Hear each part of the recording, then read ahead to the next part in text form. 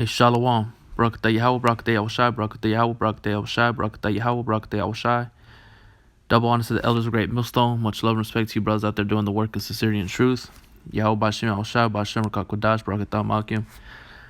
Coming back with another quick video. I want to go into today's holiday, which is known as Thanksgiving, and just bring it to your remembrance that this is a day of slaughter, a day of deception and betrayal, and how this individual, man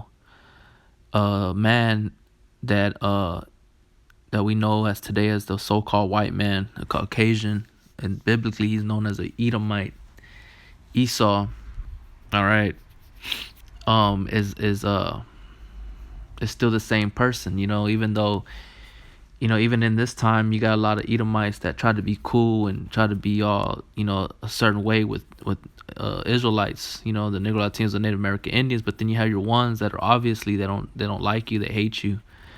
It was going on during the time, even during the time with the Native American Indians. But they're still the same people. That's why the scriptures say, "Never trust thine enemy." All right. So it says, John 10:10, the thief cometh not but for to steal and to kill and to destroy. I am come that they might have life, that they might have it more abundantly. Okay. So Esau, he took this land and basically he rules the whole earth. All right, the inhabitants of the earth. Okay, that's what that means, is that he's a superpower, and he governs, the inhabitants of the earth, the land. He names the lands, the planets and things after his own name. So that's what he came to do, man. He's a thief. He came to steal, to kill, and to destroy. He destroys the earth. He destroys the animals. He destroys the people. He destroys anything that is called the Most High. He steals from the people. He steals from every culture, every nation, and he'll kill you. Okay, it don't matter what you are, he'll kill you. But the Lord says, "I come that they might have life, and that they might have it more abundantly." See, he's getting this tangible world, what he sees right now, that temporal that temporary item. But the elect are going to receive life eternal, man. They're going to receive more than that's within the earth. They're going to receive the universe. You know what I'm saying? They're going to receive everything. All right, with the knowledge, wisdom, and understanding, even the secret things that are not revealed unto us, we're going to know. Okay. So I just wanted to bring this back to brothers, bring it to the remembrance of individuals that, this is a day of a thief. All right, of his accomplishments, you know what I'm saying? And yeah, this is a time. This is not a time for gathering to eat and do all that extra shit. This is not that time. I mean, not saying you can't eat, but this is not a time to be going into the ways of the heathen. Okay, this is Ecclesiastes 7:2. It is better to go into the house of mourning than to go to the house of feasting, for that is the end of all men, and the living will lay it to his heart. And the living will lay it to his heart, man. Especially in these times, and in these particular days, these feasts, these holidays that these people hold dear to their heart.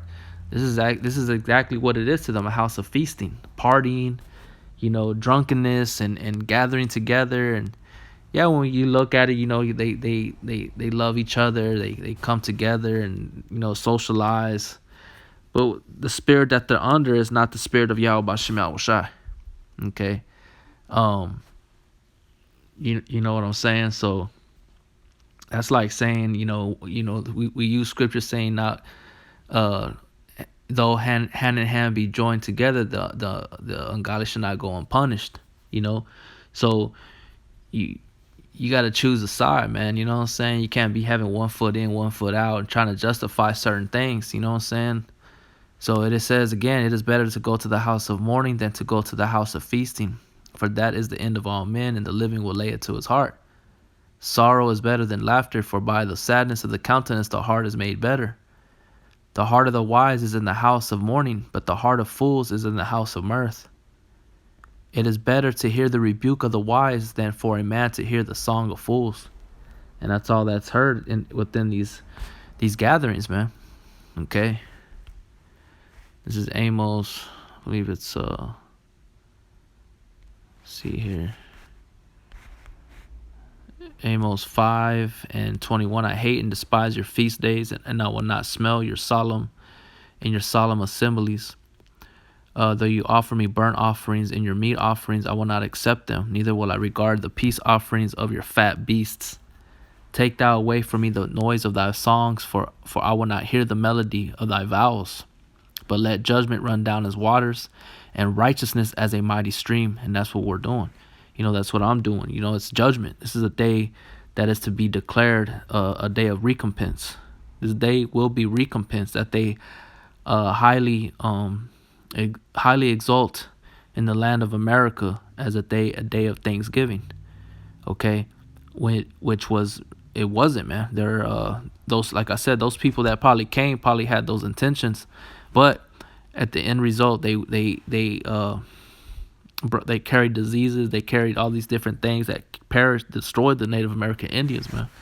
Backstabbed them, destroyed them, so that's exactly what happened, man. So this is Micah 2:1. Woe to them that devise iniquity and work evil upon their beds. When the morning is light, they practice it, because it is in the power of their hand. And they covet fields and take them by violence, and houses and take them away. So they oppress a man in his house, even a man in his heritage. And that's exactly what they did when they came over here with Plymouth Rock, and they had this so-called Thanksgiving, the Pilgrims and the Native American Indians and but really it was at a higher understanding. It was prophesied that these devils were going to come over here and destroy the Native American Indians, and they just put this facade thinking that it was all friendly and all this shit, but it really wasn't, man. That's why I quoted the scripture saying that never trust thy enemy, as his wickedness is so, or as a rust is, so is his wickedness. It don't go away. So with that, hope it was edifying. Shalom.